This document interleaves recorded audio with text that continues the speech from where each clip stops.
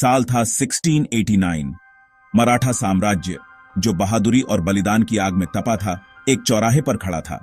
अपने पिता की अदम्य भावना के उत्तराधिकारी छत्रपति संभाजी महाराज मराठों को लगातार मुगल हमलों के खिलाफ नेतृत्व कर रहे थे।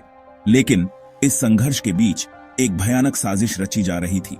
गद्दारी, जो राजगद्दी के सबसे करीबी लोगों द्वारा रची गई थी, हमेशा के लिए मराठा इतिहास के पन्नों पर एक कलंक बनकर रह जाएगी।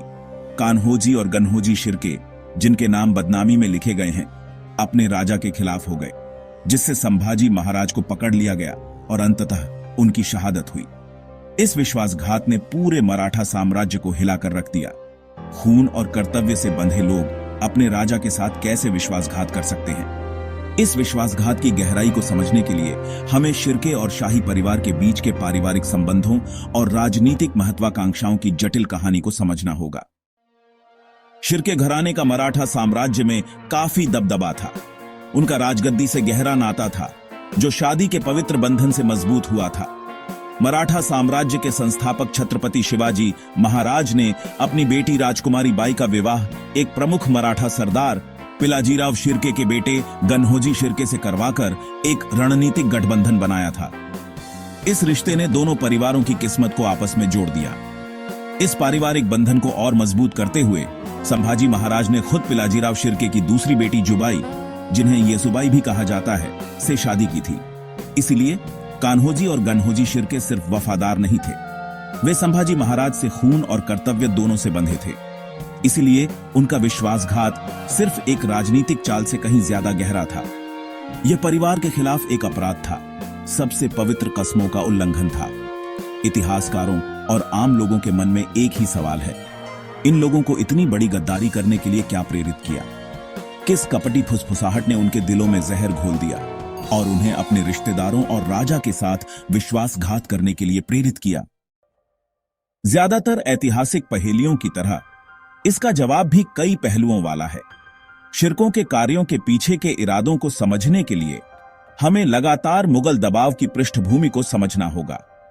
मुगल बादशाह औरंगजेब के मन में दक्कन को जीतने और मराठा साम्राज्य को अपने घुटनों पर लाने की एक अतृप्त महत्वाकांक्षा थी। साल दर साल उसने अपनी विशाल सेनाओं को दक्कन पर उतारा, मराठों को कुचलने के लिए दृढ़ संकल्पित। लगातार युद्ध ने मराठा संसाधनों पर अपना असर डाला और उनकी सहन शक्ति की सीमाओं को परखा। अपने विशाल धन और प्रतीत होता है कि अटूट जनशक्ति वाले मुगल एक भयानक खतरा पैदा कर रहे थे। इस अस्तित्व के संघर्ष के बीच मराठा रैंकों के भीतर असंतोष की फुसफुसाहट फैलने लगी। कुछ अंतहीन युद्ध से थके हुए और मुगल शक्ति से भयभीत औरंगजेब को दुश्मन के रूप में नहीं, बल्कि एक अप्रतिरोध्य शक्ति, भारत के भविष्य के सम्राट के रूप में देखने लगे। संभाजी महाराज से अपने पारिवारिक संबंधों के बावजूद शिर्के बंधु अनिश्चितता और भय के प्रचलित माहौल से अछूते नहीं थे। लगातार मुगल अभियानों ने उनकी अपनी किस्मत पर असर डाला था।